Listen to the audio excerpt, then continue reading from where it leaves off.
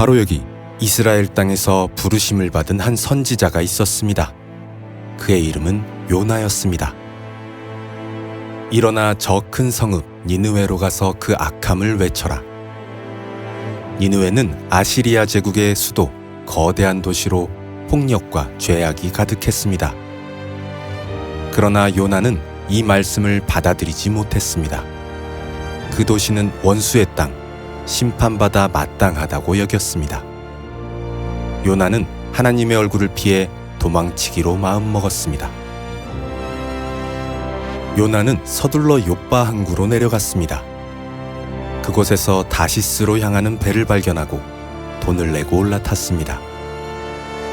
멀리 도망가면 하나님도 피할 수 있으리라 생각했습니다. 배는 지중해로 나아갔습니다. 그러나 하나님께서는 그 길을 허락하지 않으셨습니다. 점점 바람이 세지더니 거센 폭풍이 몰아쳤습니다. 거대한 파도가 배를 흔들자 선원들은 두려움에 떨며 각자의 신에게 기도했습니다.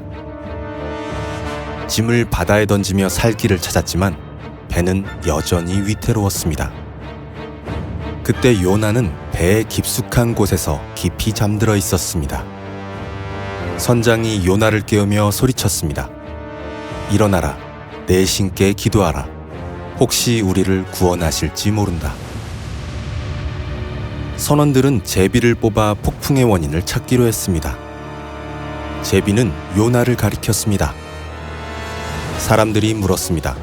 너는 누구냐? 어디서 왔느냐? 요나는 고백했습니다. 나는 히브리 사람이다. 바다와 육지를 지으신 여호와를 섬긴다. 그러나 나는 그분의 얼굴을 피해 도망치고 있다. 요나는 덧붙였습니다. 나를 바다에 던져라. 그러면 바다가 잠잠해질 것이다. 이 폭풍은 나로 인해 일어난 것이다. 선원들은 두려움에 망설였지만 마침내 요나를 들어 바다에 던졌습니다. 그 순간 폭풍은 거짓말처럼 멈추고 바다는 잔잔해졌습니다. 선원들은 여호와의 능력을 두려워하며 제물을 바치고 믿음을 맹세했습니다. 요나는 깊은 바닷속으로 가라앉았습니다. 그러나 하나님께서 준비하신 큰 물고기가 나타나 요나를 삼켰습니다. 요나는 사흘 낮과 사흘 밤을 물고기 뱃속에서 지냈습니다. 어둡고 차가운 물고기 뱃속에서 요나는 하나님께 목소리를 높였습니다. 내가 고난 중에 여호와께 부르짖었더니 주께서 내게 응답하셨습니다. 깊은 물이 나를 에워싸고 바다가 나를 덮었으나 주께서 나의 생명을 건지셨습니다. 구원은 주님께 속한 것입니다. 요나는 절망의 자리에서 감사와 믿음의 고백을 드렸습니다. 하나님께서 물고기에게 명령하시니 물고기는 요나를 육지에 토해내었습니다. 모래 위에 쓰러진 그는 숨을 고르며 다시 살아났음을 느꼈습니다. 요나는 하나님의 뜻은 거부할 수 없다는 것을 다시 한번 깨달았습니다. 하나님께서 다시 말씀하셨습니다. 일어나 저 큰 성읍 니느웨로 가서 내가 네게 명한 말씀을 전하라. 이번에는 요나가 순종했습니다. 그는 즉시 니느웨로 향했습니다. 요나는 성 안 깊숙이 들어가 큰 소리로 외쳤습니다.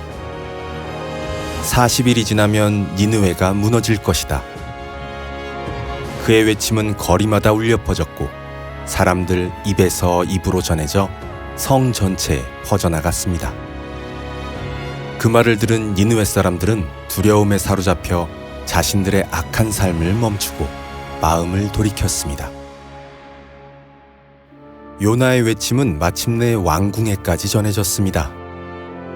니느웨 왕은 하나님의 심판 소식을 듣고 크게 두려워했습니다. 그는 곧 왕의 자리에서 일어나 왕복을 벗고 겸손의 표시로 거친 베옷을 걸쳤습니다. 그리고 잿더미 위에 앉아 슬픔과 회개의 마음을 드러냈습니다.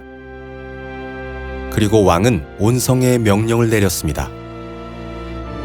사람이든 짐승이든 아무것도 먹거나 마시지 말라. 모두 베옷을 입고 금식하며 하나님께 간절히 부르짖으라. 각기 악한 길을 버리고 호악한 행실을 떠나라. 혹시 하나님께서 뜻을 돌이키시고 우리를 불쌍히 여기시어 이 재앙을 거두실지 누가 알겠는가?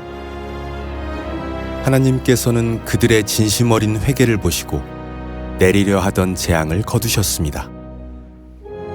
심판 대신 자비를 얻은 니느웨는 멸망하지 않았습니다. 하나님의 자비와 긍휼은 원수의 땅에도 임했습니다. 그러나 막상 니느웨가 용서받자 요나는 화가 났습니다. 그는 하나님께 불평했습니다. 이럴 줄 알았습니다. 저는 우리의 원수들이 구원받는 것을 이해할 수 없습니다. 그래서 제가 처음에 도망친 것입니다. 차라리 죽는 것이 낫겠습니다. 요나는 성 밖에 나가 풀과 나뭇가지로 작은 초막을 짓고 앉아 성의 운명을 지켜보았습니다. 하나님께서는 박넝쿨을 준비해 그늘을 주셨습니다. 요나는 크게 기뻐했습니다. 그러나 이튿날 하나님께서 벌레를 보내 박넝쿨을 시들게 하셨습니다. 태양이 뜨겁게 내리쬐고 바람이 불자 요나는 지쳐 쓰러지며 또 원망했습니다.